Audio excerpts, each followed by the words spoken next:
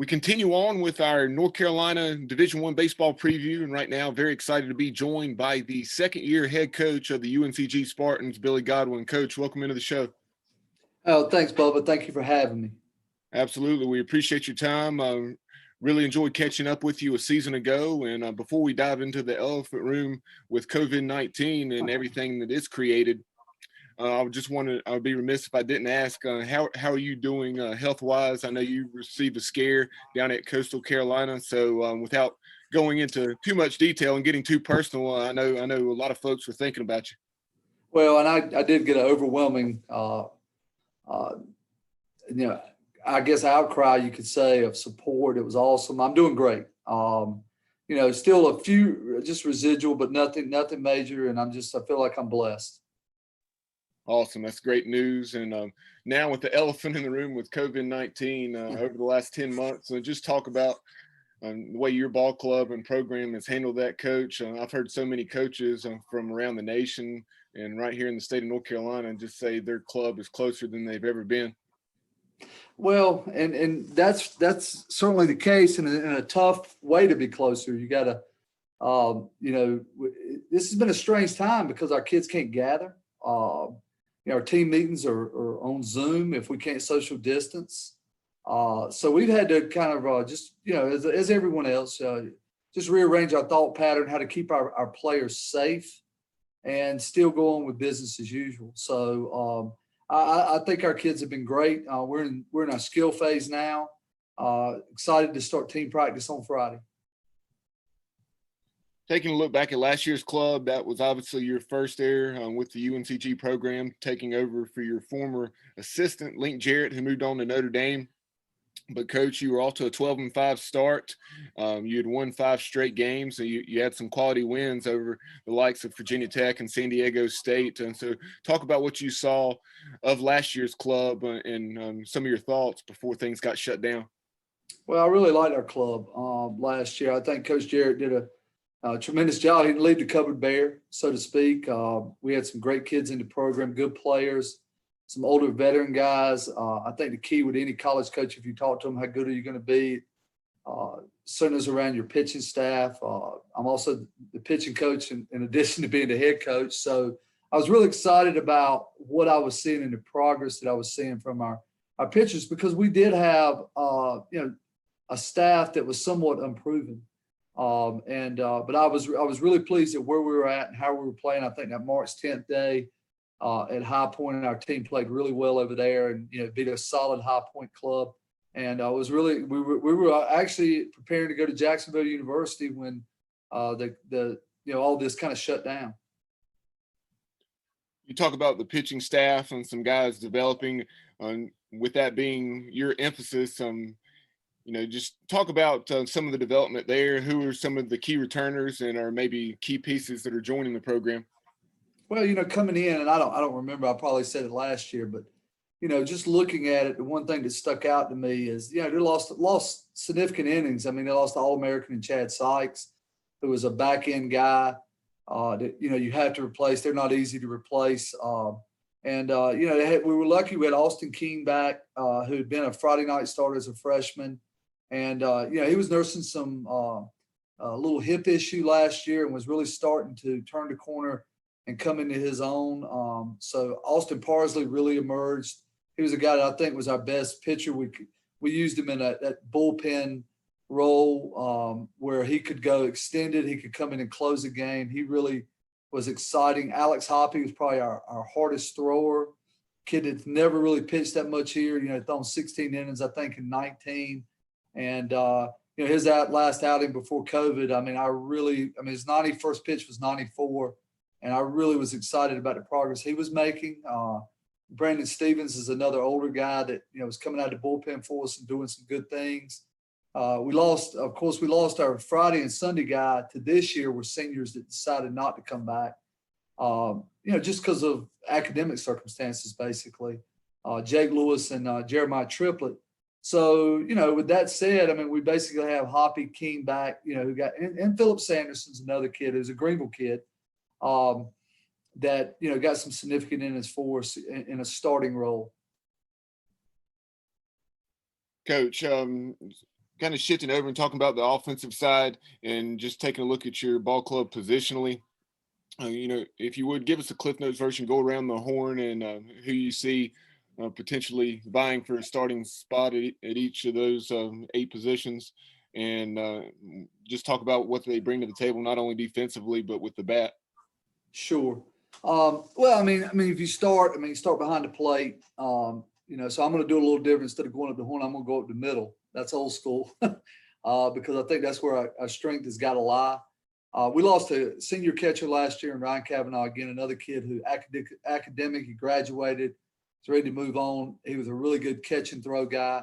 But we had Robbie O'Neill backing him up. And Robbie got some valuable time as early as a freshman, as a DH Conley product. We brought in a transfer, Dallas Callahan, who transferred to us from Brunswick Community College, but he had started at Coastal Carolina, hit 286 as a freshman. Really high on him. Spencer Smith is a kid that was in our program that was a JUCO transfer from Northern Durham. I actually scouted Spencer when I was with the Yankees, so he's got intriguing power. He's battled some arm injuries, but seems to be on the mend and doing well. And then Coleman Sawyer is starting the outfield for us day one. Is another guy who gives us depth behind the plate. So I don't know that I've really coached a team that has the catching depth like we have. So we're excited about that. In the middle of the infield, we've got Zach Budzik back, who was our everyday shortstop. Hogan Windish was our everyday second baseman, by the way, which Hogan had an outstanding summer this year in the Coastal Plain League, was hitter of the year in that league and just had a phenomenal summer. I mean, I think he hit like 470. It was just, if you looked at his numbers, it was intriguing. We did bring in Daniel Serta, who's a really slick infielder from Chipola. That I think is going to bode well for us there in the middle. Matt Kemp is another local Randleman kid who can certainly play the middle infield. We've got guys like Grant Jarman, who is funny. I think now I coached a couple of the kids on my team. Their father coached his dad at North Carolina Wesleyan, Eric Jarman. In '89, we won the national title, and Grant's vying for time and really looks solid at second base. So I think there are pieces in play for us to be really, really good in the middle. And certainly one of those guys that I just mentioned is more than likely going to win the third base job too. But solid in the middle and center. We lost a senior, Kuntz was a senior for us. Again, academic Florida kid. But we really feel like we got lucky there. Brad Bott has really developed in our program. He's a kid that was a freshman. That's an exciting athletic guy we were using as a defensive replacement. I don't know if you've been to our field, Bubba, but we got to have one of the biggest college fields in the country. It's 410 to center, 340 down the lines. So, for a guy that can go out there and roam and there, but we also brought in a center fielder named Corey Rozier, who Corey was at Chipola Junior College, another outstanding program, junior college program, who's got a 6'5" runner, can really run. So we've got 2 viable candidates. Press Kavanaugh, who actually was a freshman All-American in an abbreviated season, can play center. He has the skills, but we were playing him primarily more in right. So that's kind of what it looks like up the middle of the field for us. At the corners, Josh Madole is a 4th-year guy back, been a starter since he stepped on campus here. Really good approach at the plate, really a plus defender at first base. I don't think you hear that term come out of coaches' mouths, but we don't realize how many runs a solid first baseman will save you over the course of a year. And Josh is as good a defender over there as I've seen. And we also, on the other side, we have a kid named Tommy Gross, who's a local product, freshman who's coming back now. We're excited about. So we have depth. I mean, I think that's the one thing you're going to hear. We have depth in our position players. We have quality depth. And then the corner outfield spots, we have, I mentioned Press Kavanaugh can play a corner. Greg Hardison, who's a Greenville Rose product, known that family, and his dad has been outstanding, was the leading hitter on the 2019 team, is back. He's been playing mostly in left. In addition, we brought in a kid, Brett Kelly, who's a really good defender. So again, it's hard to sit here and say today. That's why I've got 3 weeks, what our starting rotation is. But as you can tell, have a lot of excitement in the quality depth that we have. And the veteran, I think that's the one thing I've learned as a college coach. When you get guys back in your program that have logged 300 at bats, they didn't log those 300 bats because they were bad players. Well, in that, we certainly got Madole, Windish, Budzik, Hardison, certainly Rozier coming from Chipola, starting 2 years down there as a center fielder, led that team to Grand Junction. Kavanaugh, is the guy who I mentioned was a freshman All-American. Just started, but went out this summer and was Player of the Year in the Southern Collegiate League. So again, just really excited about that group of position players that we have. And I'd be remiss if I didn't mention, I'm blessed here that I have Greg Starbuck, who was associate coach at Elon for 17 years and spent the last 4 years prior to coming here as the third base coach and hitting coach at Clemson University. And Coach Starbuck has got them under his tutelage and doing an outstanding job. But to have a guy with experience with Greg Starbuck is certainly comforting for a head coach who's also serving as the pitching coach. Coach, shifting gears, taking a look at the schedule within the Southern Conference, I was reading that things are going to be split up into a blue and red division. And so just talk about that. I believe you guys are in the blue division with Samford, VMI, and ETSU, if I'm not mistaken. But just explain how that's going to work. And I believe you're playing 30 league games, and they may be a little more spread out than usual as far as maybe 10 weeks versus 8. So if you have some cancellations, or not if, but when you have some cancellations and postponements, those games are more easily made up. Yeah, and when I first came into the league,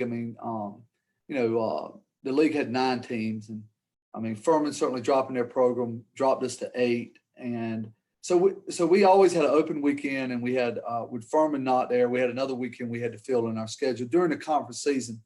So as we looked at that and the things that COVID was doing to us with some of the Northeast or Northern teams not being able to travel, it was leaving holes in our schedule. So as a group, and I have to defer to and rely on the experience of our other head coaches. I haven't coached a game in the Southern Conference. We got together and we felt like to cover our league and to cover our team. So, teams weren't going late in the season, weekends without games, because I don't think if you can't fill them, you're not going to fill them now, is the bottom line. We just decided to go to that from that 5th weekend on to the end of the year, we're going to play. So the best way to do that, of course, with 8 teams, is we just went 2 4-team divisions. We play every one, and you were correct. With Samford, East Tennessee, and VMI is our division. We'll play those teams home and home, and then we'll play Mercer, Wofford, and the Citadel in Western Carolina one time. So we felt like that was fair and equitable. We tried to divide the league up with competitive balance. Again, I had to rely mostly on the coaches that were in the league, having not coached a game here, that we were able to achieve that. So that really helped us with a 10-week schedule versus a 7-week schedule, and trying to fill 7 other weekends. It really helped us cover our schedule. Last thing for you, Coach, as we're wrapping this up, headed into the 2021 season, with so much uncertainty in a lot of areas, what's 1 or 2 areas of your ball club that you really feel good about, and then maybe an area or 2 where you're going to have to see some improvement? Well, I think just we had a good fall. We were one of the 3. I was told we were one of the 3 schools that we actually had in-person classes the entire fall. So our kids, we pretty much had a regular fall with the restrictions that we were given. I think the veterans that we have in our program, and guys because Coach Jarrett had great success here, averaged 37 wins.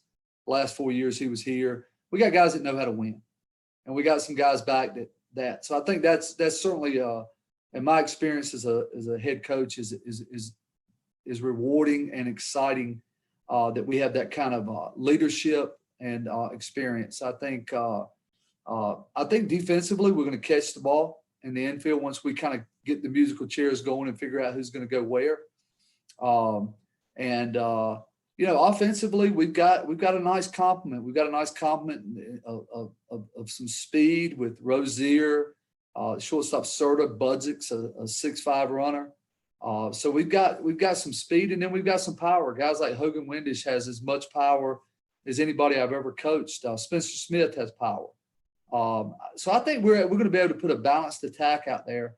And again, my concern, if there was a weakness, is I like our pitchers. I don't know that we have a bona fide number one. I think the depth is our strength. We have a lot of guys I think certainly can compete at this level and go get college hitters out. But to have that Friday night guy like you roll out, like for me, it was a Seth Maness, who you knew when he toed the rubber. I think Seth was 38-12 from East Carolina. He was going to give you every chance to win when he pitched. And I always told him he used to make me look like a good coach. I don't know that we have that. We're hoping that's going to emerge. And I was excited about some of the steps some of the guys had taken last year. So if there's one area, I think we've just got to be consistent and hope guys continue to develop and get better on the mound, and we can develop those ace-type guys. Coach, I know things are getting underway officially Friday on the 29th. Best of luck to you and the Spartans in the 2021 season, and we'd love to have you back on the show again down the road. Well, Bubba, thank you again. I love talking about baseball, number one, in our program and promoting our game. And thank you for everything you do to promote the game of college baseball.